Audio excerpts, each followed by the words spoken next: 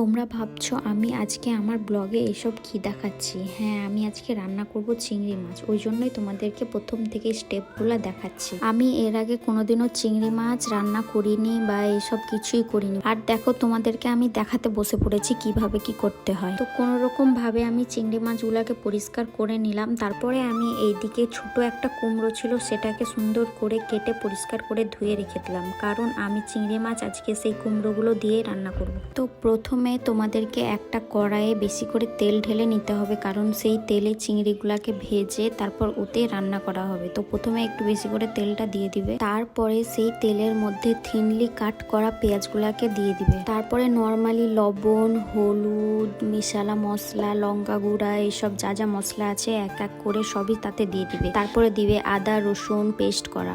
আদা রসুন দেওয়া হয়ে গেলে সেটাকে ভালোভাবে অনেকক্ষণ ধরে কষে নিতে হবে। সেটা ভালোভাবে কষা হয়ে গেলে তার মধ্যে কেটে রাখা ছোট কুমড়োগুলোকে সুন্দরভাবে দিয়ে দিতে হবে এবং তারপরে সেটাকেও কিছুক্ষণ ধরে কষে নিতে হবে। কিছুক্ষণ নাড়াচাড়া করার পর তখন তার মধ্যে একটু জলও দিয়ে দিতে হবে, যেন সেগুলো ভালোভাবে সেদ্ধ হয়ে যায়।